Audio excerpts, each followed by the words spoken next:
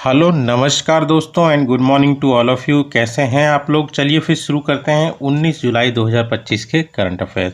तो सबसे पहला करंट अफेयर है, इंडिया ने अभी हाल फिलहाल में अपना सबसे एडवांस मिसाइल सिस्टम तैयार किया है दोस्तों, जिसके अंदर ये कैपेबिलिटी है कि वो जो आयरन ड्रोन सिस्टम है ना डिफेंस के लिए, और रशिया का जो S-500 हमारे पास S-400 है, उस भी एडवांस वर्जन जो S-500 रशिया के पास है उसको भी भेज सकता है। वो भी इसको मतलब काउंटर नहीं कर सकते, इंटरसेप्ट नहीं कर सकते, है ना। इतना मतलब एडवांस है ये, इतना तेज है, इतनी बढ़िया रेंज है इसकी। ठीक है, अब इसको जान लेते हैं क्या कौन सा है ये। इसका नाम जो है दोस्तों ETLD-HCM है।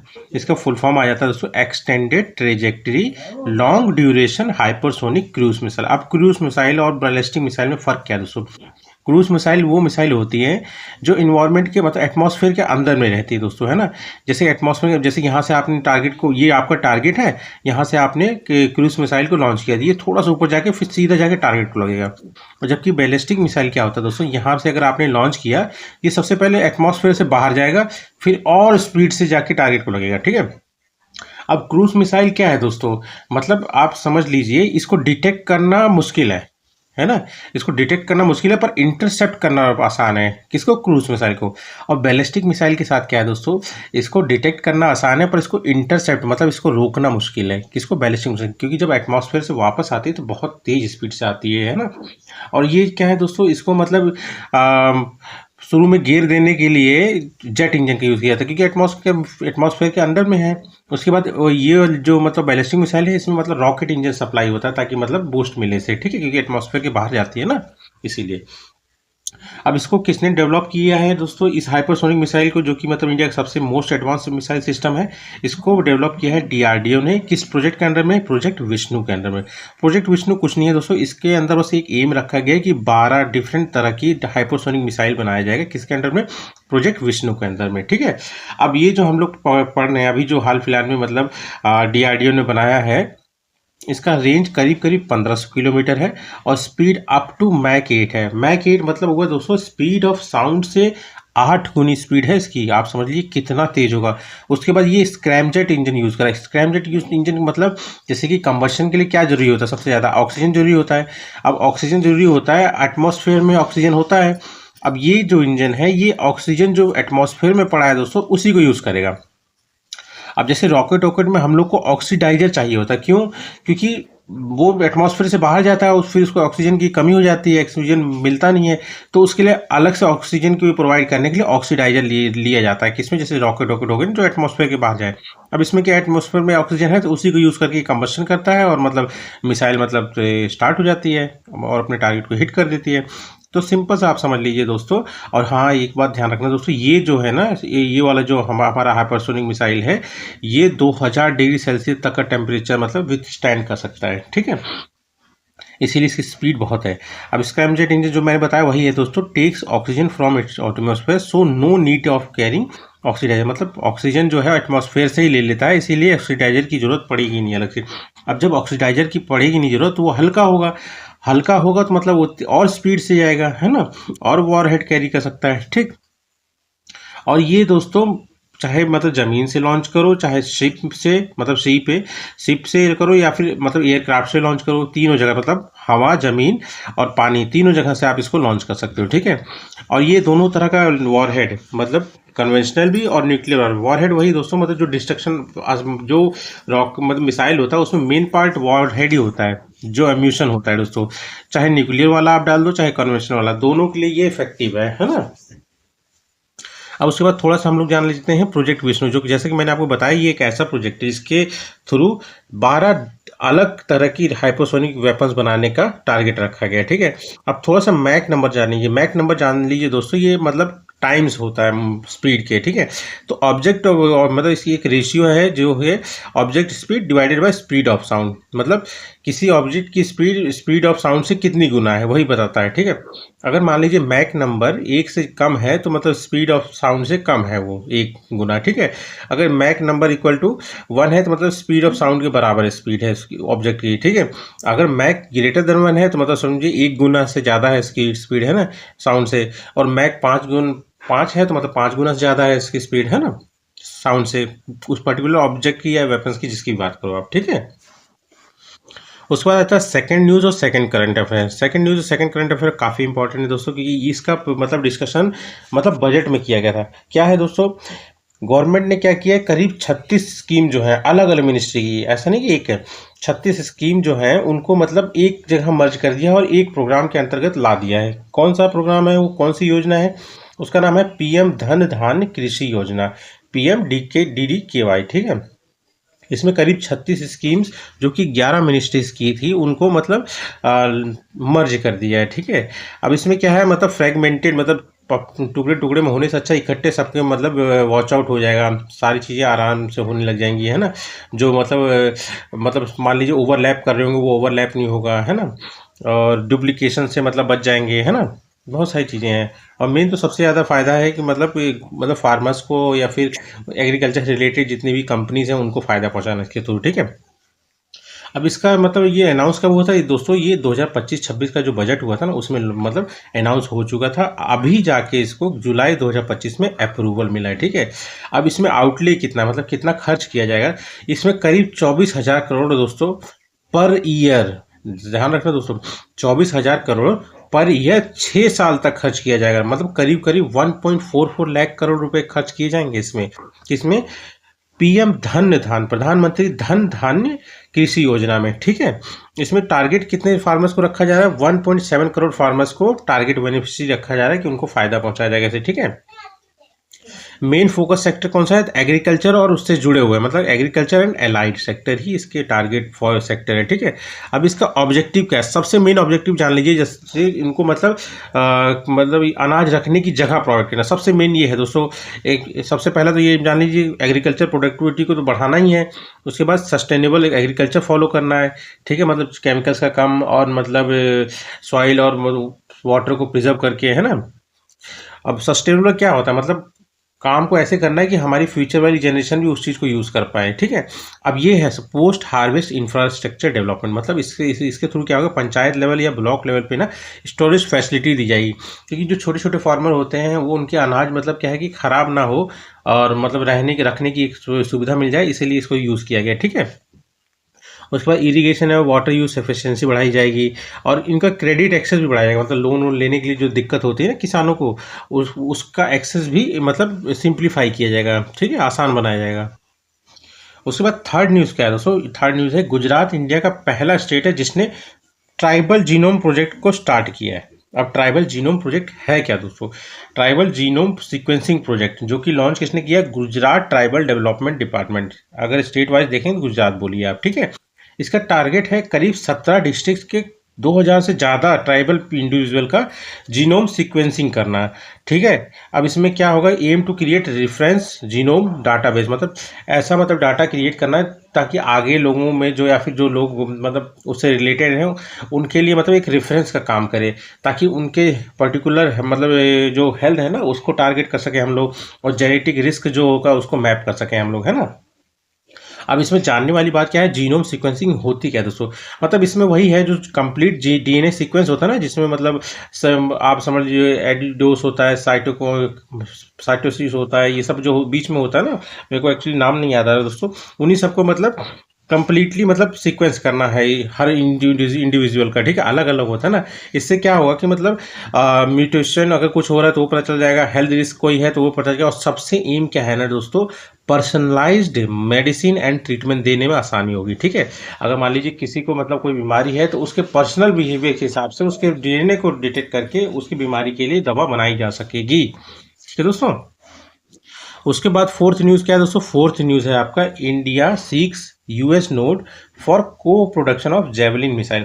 एक्चुअली क्या है दोस्तों, ये ऐसी मिसाइल है जो मतलब सोल्जर्स हैं अपने कंधे पे रख के भी दाग सकते हैं। अभी हाल फिलहाल में क्या है ना कि अमेरिका ने इसके लिए मतलब इंडिया से बात की थी, तो इंडिया ने इसको टेस्ट किया, अब इंडिया को बहुत बढ़िया लगा। पर इंडिया क्या कह रहा है कि भाई हम तो आपसे खरीदेंगे इसको, अच्छा है ये, पर हम चाहते हैं कि आप इसका प्रोडक्शन हमारे साथ इंडिया में करो, है ना। अब यही बात हो रही है, अब देखिए क्या फैसला आता है इसमें। बस ये जान लीजिए जेवलिन क्या है मिसाइल, जेवलिन एक एंटी टैंक गाइडेड मिसाइल है, ठीक है, मैन पोर्टेबल है, मतलब आदमी अपने ऊपर कंधे पे रख के पकड़ सकता है, और फायर एंड फॉरगेट टेक्नोलॉजी है, मतलब आप एक बार दागो और फिर भूल जाओ बस, अपने एम को जाके डिटेक्ट कर लेगा, ठीक है। और फायर फॉरवर्ड में फ़ायदा ये है क्या दोस्तों, अगर फायर करके मतलब फायर फॉरवर्ड टेक्नोलॉजी मतलब क्या है कि फिर सोल्जर अपनी जगह पे जाके छुप जाएगा ना, खड़ा रहेगा देखने के लिए टारगेट हिट हुआ तो तब तक तो वो भी उड़ जाएगा, है ना। किसके द्वारा डेवलप किया गया, ये यूएसए के द्वारा डेवलप किया गया। इसका रेंज ध्यान रखना दोस्तों, इस मिसाइल का रेंज 2.5 किलोमीटर, एंटी टैंक मतलब टैंकों को उड़ाने के लिए है दोस्तों ये, ठीक है। 2.5 किलोमीटर तक का रेंज है, ठीक है।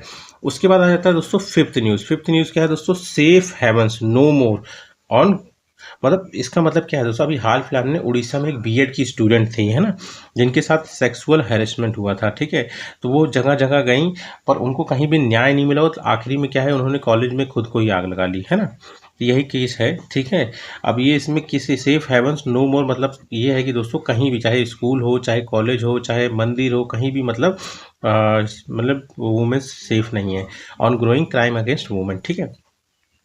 अब इसमें जान लीजिए, जानने वाली क्या बात है दोस्तों, एक कमेटी आती है इंटरनल कंप्लेंट कमेटी, अगर ये होती तो इनके साथ ऐसा हो नहीं पाता, है ना, पर नहीं था। अभी ये एक मैंडेटरी कर रहे हैं, मैंडेटरी है दोस्तों पर लोग फॉलो नहीं करते थे। इंटरनल कंप्लेंट्स कमिटीज़ को मैंडेट किया गया है, मतलब कंपलसरी बनाया गया है, किसके अंडर में, ये ध्यान रखना दोस्तों, sexual harassment of women at work place prevention prohibition and redressal act 2013, इसके तहत, यही ध्यान रखना दोस्तों, है ना। उसके बाद आता है सिक्स न्यूज़ और six current affairs. Six news क्या है दोस्तों, सिक्स न्यूज़ है यहाँ पर एक टेक्टोनिक शिफ्ट, मतलब मैं सिंपल सी लैंग्वेज बता देता हूँ दोस्तों, कि मतलब साइंटिस्ट कह रहे हैं कि अभी एक बड़ा धमाका आना बाकी है, मतलब अर्थक्वेक, मतलब बहुत बड़ा भूकंप। जैसे कि मतलब हमारा इंडिया किसके ऊपर है, हमारा इंडिया जो है इंडियन प्लेट के ऊपर है, ठीक है, जो कि मतलब यूरेशियन प्लेट से बार बार कोलाइड कर रहा है नॉर्थवर्ड डायरेक्शन में। इससे क्या होता है, हिमालय तो क्रिएट हो ही रहा है, उसके बाद एक बहुत बड़ा प्रेशर भी क्रिएट हो रहा है अंडरग्राउंड, मतलब तब जब वो प्रेशर रिलीज होगा तो क्या आता है, अर्थक्वेक आता है, ठीक है। तो दिल्ली में अभी छोटी मोटी अर्थक्वेक आ रहे हैं, ये इशारा है कि बहुत बड़ा अर्थक्वेक आने वाला है। इसके लिए हम लोग को संभल के रहना चाहिए, और अगर देखा जाए तो अभी इंडिया उसके लिए तैयार नहीं है, अगर ऐसा कुछ हो जाए तो, है ना। तो मतलब उसी के लिए प्रिपेयर रखने के लिए मतलब कुछ कुछ मतलब राइटर ने इसमें बोला है, ठीक है। अब ये जान लीजिए साइंटिस्ट क्या प्रेडिक्ट कर रहे हैं कि एक ग्रेट हिमालयन अर्थक्वेक अभी आना बाकी है, जिसका मैग्नीट्यूड 8 से भी ज़्यादा होगा दोस्तों। समझ लीजिए कितना बड़ा डिस्ट्रक्शन पहुंचाएगा, मतलब वही इंडिया, नेपाल और यही ये जो इंडियन प्लेट पे है ना कंट्रीज, उन्हीं के ऊपर ज़्यादा खतरा है इसमें, ठीक है। और बोले जा रहे हैं करीब करीब 300 मिलियन लोग इससे मतलब इफेक्ट होंगे, किससे, इस वाले ग्रेट हिमालयन अर्थक्वेक से। अब थोड़ा सा हम लोग जान लेते हैं दोस्तों कि इंडिया के मतलब जो सीस्मिक जोन है, मतलब कितने में डिवाइड है, जो 4 पार्ट में डिवाइड है, मतलब India divided into 4 seismic zone, पर फर्स्ट कोई नहीं है, zone second, zone third, zone fourth, zone fifth, ठीक है। इसमें सबसे खतरा वाला कौन सा है, जोन 5 है, जो कि सबसे खतरनाक है। ये कहाँ पे है दोस्तों, नॉर्थ ईस्ट वाला एरिया हो गया, कश्मीर वाला एरिया हो गया, अंडमान एंड निकोबार आइलैंड हो गया, कच्छ, जिसमें एक बार पहले आया था दोस्तों, बहुत डिस्ट्रक्शन हुआ था इससे, गुजरात के, ठीक है। उसके बाद उससे थोड़ा कम रिस्क वाला है जोन 4, ठीक है। ध्यान रखना 4 ही जोन है, जोन फर्स्ट कोई चीज़ नहीं है इंडिया में, ठीक है। सेकंड, थर्ड, फोर्थ, फिफ्थ, ठीक। इसका हाई रिस्क जैसे दिल्ली वाला अभी जो पता चला है, चंडीगढ़ पार्ट ऑफ बिहार में है, ठीक है। उसके बाद थर्ड जोन अगर आप देखेंगे तो ये मॉडरेट रिस्क वाला होता है, कम रहता है थोड़ा सा, मतलब जोन 4 और 5 के मुकाबले। तो ये है मुंबई में, बेंगलुरु में और चेन्नई में। और सबसे कम है जोन सेकंड में लिस्ट, ये साउथ इंडिया, सेंट्रल इंडिया में है, ठीक है। अब ध्यान रखना एक कोड है दोस्तों, IS 1893 इस टू 2016, ये किसके लिए है डिजाइन किया गया, यही अर्थक्वेक से रिलेटेड बिल्डिंग्स पे क्या क्या मतलब ध्यान रखा जाए, कैसे बनाया जाए, उसकी जानकारी इसमें दिया गया, मतलब Indian seismic design code for buildings, ठीक है। उसके बाद सेवंथ न्यूज़ और सेवंथ करंट अफेयर क्या आ जाता है दोस्तों। सेवंथ न्यूज़ क्या है दोस्तों ना, अभी हाल फिलहाल में क्या है कि 3 कर्नाटक के बच्चे, है ना, उनकी बॉडी मिली है तुंगभद्रा रिवर में, ठीक है। और तो इसी के बारे में मतलब अब उनकी डूब के मर गए थे वो लोग, उनकी बॉडी अभी रिट्रीव हुई है तुंगभद्रा। तो इसमें जानने वाली बात है, हम लोग थोड़ा सा जाने तुंगभद्रा रिवर के बारे में, ठीक है। अब तुंगभद्रा इसमें क्या है कि मतलब किसके पास मिली है बॉडी, मंत्रालयम, ठीक है। ये कर्नूल डिस्ट्रिक्ट में आंध्र प्रदेश में। अब मंत्रालयम ध्यान रखना दोस्तों, ये एक पिलग्रिम साइट है, जो कि मतलब बैंक पे ही है, किसके, तुंगभद्रा रिवर के ही बैंक किनारे पे ही है दोस्तों, है ना, आंध्र प्रदेश में है ये, ठीक है। ये पिलग्रिमेज है, मतलब श्रद्धालुओं की जगह जहाँ पे श्रद्धालु जाके विजिट करते हैं, ठीक है। अब तुंगभद्रा रिवर आप जान लीजिए दोस्तों, ये मेजर ट्रिब्यूटरी है किसकी, कृष्णा रिवर की, ठीक है। अभी किसके थ्रू, दो स्टेट के थ्रू बहती है, सिर्फ कर्नाटका और फिर आंध्र प्रदेश, फिर जाके बे ऑफ बंगाल में गिर जाती है, ठीक है। ऑरिजिन इसका क्या है दोस्तों, ऑरिजिन देखिए दोस्तों, 2 नदी बन के आती हैं, एक होती है तुंग और एक होती है भद्रा रिवर। दोनों की दोनों नदी जो हैं मतलब वेस्टर्न घाट, कर्नाटका वाले वेस्टर्न घाट से ओरिजिनेट होती हैं, और उसके बाद जाके कोडली एक जगह है, कहाँ पे, शिवमोगा के पास में, कर्नाटका का, वहाँ पे जाके मिलती हैं। तो वहाँ से इसका मतलब ओरिजिनेट होती है तुंगभद्रा रिवर, दोनों मिलके, ठीक है। करीब 581 किलोमीटर ये चलती है, मतलब लेंथ है इसका। फिर बाद में जाके कृष्णा रिवर को संगमलेश्वरम आंध्र प्रदेश में, ये भी मतलब तीर्थाल जो श्रद्धालु हैं उनके लिए एक जगह है, पवित्र स्थान, वहाँ पे जाके मतलब ये ज्वाइन करती है किसको, कृष्णा रिवर को, ठीक है। फिर बाद में जाके बे ऑफ बंगाल में गिर जाती है कृष्णा रिवर, ठीक है। अब इसमें जानने वाली क्या बात है दोस्तों, इसमें एक डोआब सिस्टम, डोआब मतलब जो दो नदियों से बनता है ना एरिया, ठीक है, वही डोआब होता है, ठीक है, रायचूर डोआब। इसमें दो नदियाँ कौन सी हैं, मतलब जो जमीन मतलब कृष्णा और तुंगभद्रा के बीच में है वही रायचूर डोआब है, मतलब दो नदियों के बीच का लैंड है ना, वो डोआब होता है, ठीक है। तो रायचूर ये काफ़ी फर्टाइल है, काफ़ी पूछा भी जाता है दोस्तों, है ना। अब ट्रिब्यूटरी जान लेते हैं तुंगभद्रा की, तो लेफ्ट में इसके आ जाता है तुंगा, ठीक है। उसके बाद कुमुदवती और वरदा, राइट में कौन सी है, भद्रा, वेदवती और हांड्री, ठीक है। और ये जान लीजिए रामायण में इसको पंपा रिवर के नाम से जाना जाता है, किसको, तुंगभद्रा रिवर को दोस्तों, काफ़ी इसकी मतलब अहमियत है ना। और ये जान लीजिए हम्पी, जो हम लोग काफ़ी सुनते हैं ना, जो कि हिस्टोरिक मतलब जो कैपिटल रहा है एक समय, बहुत ऐतिहासिक है ना, विजयनगर एम्पायर का जो कैपिटल रहा है हम्पी, वो भी इसी किनारे में, किसके, तुंगभद्रा रिवर के, ठीक है। उसके बाद हम लोग जान लेते हैं एट्थ न्यूज़। एट्थ न्यूज़ क्या है दोस्तों, एट्थ न्यूज़ है हमारा बैरक वैली से रिलेटेड, ठीक है।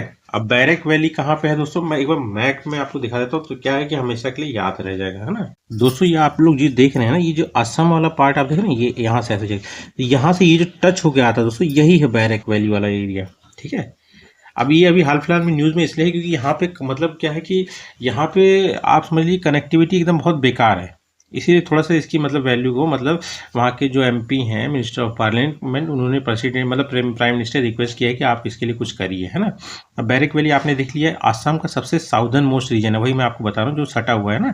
अब ये देखिए ना, यहाँ पे आप देखिए, ये सबसे साउदर्न मोस्ट यही वाला तो है, ये वाला जो पोर्शन आप देख रहे हैं, यहाँ पे ये मणिपुर से सटा हुआ है। अगर देखिए कंट्री भी छूता है, ये इंटरनेशनल बाउंड्री भी इसके साथ, बांग्लादेश, नीचे में त्रिपुरा है, फिर मिजोरम है ना, यही सब है, ठीक। और मेघालय भी टच कर रहा है, ठीक है। तो ये बॉर्डर किसके साथ करता है, मेघालय हो गया नॉर्थ में, मिजोरम हो गया साउथ में, मणिपुर हो गया ईस्ट में, और बांग्लादेश हो गया वेस्ट में। ये किसके नाम पे पड़ा है इस वैली का नाम, इसका नाम है बैरक वैली, ठीक है, मतलब बैरक रिवर के ऊपर नाम पड़ा है इसका। अब बैरक वैली का नाम दोस्तों बैरक रिवर के ऊपर पड़ा। बैरक रिवर है क्या दोस्तों, ये जान लीजिए इंडिया की मतलब जो नॉर्थ ईस्ट इंडिया में नदियां बहती हैं उसमें ब्रह्मपुत्रा का हटा दीजिए तो ये दूसरी है, पहली ब्रह्मपुत्रा ही ये है। उसके बाद ये सेकंड लार्जेस्ट रिवर है, कहाँ पे, नॉर्थ ईस्ट इंडिया में दोस्तों। इसकी करीब करीब लेंथ 900 किलोमीटर है, पर ये जान लीजिए सिर्फ इंडिया में नहीं बहती है दोस्तों, ये 564 किलोमीटर जो है इंडिया में है, उसके बाद बांग्लादेश में भी जाती है ना। कहाँ का फ्लो करती है दोस्तों, ये मिजोरम में फ्लो करती है, उसके बाद नागालैंड में फ्लो करती है, उसके बाद आपका ये हो गया आसाम में फ्लो करती है, और फिर बांग्लादेश में चली जाती है, ठीक है। अब ये कहाँ से ओरिजिन होता है इसका मणिपुर हिल से में एक जापवो माउंटेन है, वहाँ से ये ओरिजिनेट होती है, ठीक है। फिर उसके बाद ये साउथ में फ्लो करना स्टार्ट करती है, ठीक है। कहाँ तक, टिपाईमुख तक। टिपाईमुख काफ़ी इंपॉर्टेंट है क्योंकि एक मतलब ट्राई जंक्शन है, जो आसाम, मणिपुर और मेघालय मिजोरम का ट्राई जंक्शन है, उसी के पास में ये टिपाईमुख। अब ये ध्यान रखना टिपाईमुख है क्या दोस्तों, ये ऐसी लोकेशन है जहाँ से ये बैरक रिवर जो एक बहुत शार्प कर्व मारती है, मतलब हेयर पिन, जैसे हेयर पिन आप देखें ना, हेयर पिन ऐसे होता है, देखिए ऐसे होता है ना हेयर पिन, ऐसे ही एक मतलब ये टर्न मारता है, ठीक है, मतलब यही ट्राई जंक्शन से, ठीक है। At Tipaimukh the river takes a sharp bend, enters Assam दोबारा, ठीक है, और एंटर्स आसाम, ठीक है, forming border between Assam and Manipur up to Jiribam, ठीक। अब ये उसके बाद क्या करती है दोस्तों, उसके बाद जब असम में पहुंच जाती है तो असम में बैरक वैली है। अब बैरक वैली में घूमने घामने के बाद आराम से फिर ये बांग्लादेश में उतरती है, और जब बांग्लादेश में उतरती है तो ये दो में बढ़ जाती है, एक सूरमा रिवर में और ये कुशियारा रिवर में भी बढ़ जाती है। फिर बाद में जाके ये मेघना रिवर बन जाती है रीजॉइन होके, और उसके बाद फिर गंगा या ब्रह्मपुत्र से मिल के फिर बे ऑफ बंगाल में गिर जाती है, ठीक है। अब उसके बाद अगर आप देखेंगे तो ये मैप में अगर आप देखेंगे, जैसे कि मणिपुर है, मणिपुर से ये देखिए इधर से निकल रही, ये है ना बैरक रिवर, ये निकल रही, फिर यहाँ से एक शार्प कर मतलब हेयर पिन की तरह शार्प कर आएगा, फिर ये असम में पहुँच गई, असम में होने के बाद ये मेघालय से होते हुए इधर गिर जाएगी, है ना। बहुत ही शार्प कर्व होता है दोस्तों, देखेंगे ना, बहुत डेंजरस है वो। ठीक, मेजर ट्रिब्यूटरीज कौन सी है दोस्तों? अगर लेफ्ट में अगर आप देखेंगे दोस्तों, तो लेफ्ट में इसकी ट्रिब्यूटरीज है दलेश्वरी, सिंगला, लोंगई, सोनई, कथकल, और राइट में है जीरी, चीरी, चटिंगा। उसके बाद ninth current affair, ninth news क्या है दोस्तों? अदिति स्कीम। ये वो वाला अदिति स्कीम नहीं है जो डिफेंस सेक्टर के लिए लाया गया था, ये अलग है दोस्तों। इसका फुल फॉर्म है assistance in deploying energy efficient technologies in industries and establishment scheme. मैं सिंपल सी लैंग्वेज में आपको बताऊं दोस्तों, जो भी एमएसएमई है ना, माइक्रो स्मॉल और मीडियम एंटरप्राइजेस, उनको मतलब एनर्जी एफिशिएंट बनाना, मतलब वो मतलब जो है कि मतलब समझ लीजिए एनर्जी का कम ऑप्टिमम यूटिलाइजेशन करें, और मोस्टली क्या करें ना, वो जो मतलब एनर्जी मतलब ये रिन्यूएबल सोर्सेज से है ना, उसका ज़्यादा यूज़ करें, है ना, समझिए ना। उसके बाद अब इस किसके द्वारा लॉन्च किया गया? ये मिनिस्ट्री ऑफ पावर के द्वारा लॉन्च किया गया है। किसके सपोर्ट के थ्रू? बीई के through, bureau of energy efficiency. ठीक है, मतलब एनर्जी का वेस्टेज कम हो। ठीक है, इसमें ये किया जा रहा है कि मतलब एमएसएमई को हेल्प किया जाएगा एनर्जी एफिशिएंट टेक्नोलॉजीज को अडॉप्ट करने के लिए, और जो एनर्जी कॉस्ट है उसको कट करने में मदद करने में करेगा। ठीक है, अब इसके अंडर में कौन सी एमएसएमई रजिस्टर्ड होंगी, मतलब बेनिफिशियरी होंगी? तो जो उद्यम में रजिस्टर्ड होंगी, और माइक्रो स्मॉल मीडियम एंटरप्राइजेस जो कि मैन्युफैक्चरिंग और एस्टेब्लिशमेंट में लगी होंगी। ठीक है, अब इसमें सिंपल सा फंडा आप जान लीजिए, उनको एनर्जी एफिशिएंट टेक्नोलॉजी के बारे में बताना और अडॉप्ट कराना ताकि कॉस्ट कटिंग हो। उससे भी ज़्यादा मेन है कि इसके लिए जो गवर्नमेंट है उनको माइक्रो, जैसे माइक्रो और स्मॉल है तो उनको 5% इंटरेस्ट सबवेंशन, मतलब 5% की छूट मिलेगी इंटरेस्ट देने में लोन पे, और मीडियम वालों को 3% का छूट मिलेगा इंटरेस्ट पे। ठीक है, बस इतना ही ध्यान रखिएगा। इसके बाद टेंथ न्यूज़ और टेंथ करंट अफेयर क्या है दोस्तों? प्रचंड शक्ति एक्सरसाइज। ये ध्यान रखना काफ़ी इंपॉर्टेंट है, इसलिए इंपॉर्टेंट है क्योंकि मतलब इसमें क्या है कि जो मतलब इंडिया की इंडिजीनियस टेक्नोलॉजी है ना, उसका यूज़ करके ये एक्सरसाइज किया गया है। और किसके द्वारा? इंडियन आर्मी के द्वारा, और वो इंडियन आर्मी के राम डिवीज़न के द्वारा। मैं अभी इसमें बताऊंगा डिवीज़न, और ये अलग अलग तरह की हायरार्की होती है इंडियन आर्मी में। ठीक है, ये कहाँ पे परफॉर्म हुआ है? तो मेरठ में, यूपी के। ठीक है, performed with help of technology. वही मैं बता रहा हूँ, जो टेक्नोलॉजीज होती हैं, जैसे एआई बेस्ड सिस्टम हो गया, या लॉटरिंग म्यूनिशन हो गया, या फिर ड्रोन्स हो गया। लॉटरिंग म्यूनिशन मतलब जैसे कि वो जाएगा और जाके उड़ जाएगा, मतलब टारगेट को देखेगा और जाके टारगेट को मतलब उड़ा देगा अपने सही जाके, है ना। वैसी टेक्नोलॉजी का यूज़ करके एक्सरसाइज किया गया है। परफॉर्म किसके द्वारा किया गया? अंडर में ये एक इनिशिएटिव है, year of tech absorption initiative, इसी के अंडर में ये एक्सरसाइज किया गया है। अब year of tech absorption initiative जो है, इसका मतलब है कि जो इंडिजीनियस टेक्नोलॉजी है उनका मिलिट्री ऑपरेशन में यूज़ करना, वही इस मतलब इनिशिएटिव का मतलब एम है। ठीक है, ऑब्जेक्टिव है। अब मिलिट्री हायरार्की देख लेते हैं, जैसे मैंने आपको बताया ना, राम डिवीजन के द्वारा किया गया। अब देख लेते हैं कि हायरार्की है क्या। सबसे ऊपर आता है दोस्तों कमांड, उसके बाद आता है कॉर्प्स, उसके बाद आता है डिवीजन, इसी में राम डिवीजन है। ठीक है, उसके बाद ब्रिगेड आती है, फिर बटालियन आती है, फिर कंपनी आती है, फिर प्लाटून आती है, और सबसे लास्ट में आता है सेक्शन। सबसे पहले कौन सा है? कमांड। सबसे लास्ट कौन सा है? सेक्शन। इसके बाद वाला कौन सा है? कॉर्प्स। इसके बाद वाला कौन सा है? प्लाटून। ठीक है, उसके बाद आता है 11th न्यूज़ और 11th करंट अफेयर। ये क्या है दोस्तों? International justice day. ठीक है, ये 17 जुलाई को मनाया गया। काफ़ी मैं अभी बताऊंगा आपको दोस्तों, है ना।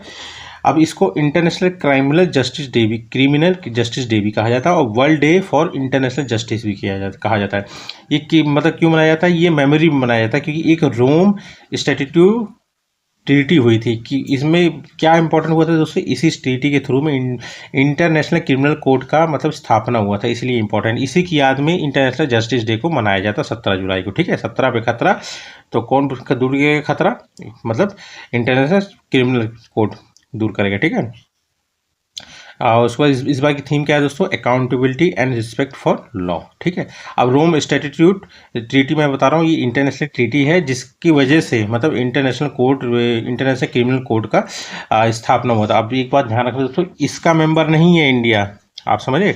ये क्या है ना, इंटरनेशनल क्रिमिनल कोर्ट क्या है, मोस्टली इंडिविजुअल केसेस पे ज़्यादा ध्यान देता है। ठीक है, पर जो इंटरनेशनल मतलब कोर्ट ऑफ जस्टिस है ना, वो क्या है कि मतलब स्टेट के जो डिस्ट्रीब्यूट होता है, दो कंट्री में जो डिस्ट्रीब्यूट होता है उसको देखता है।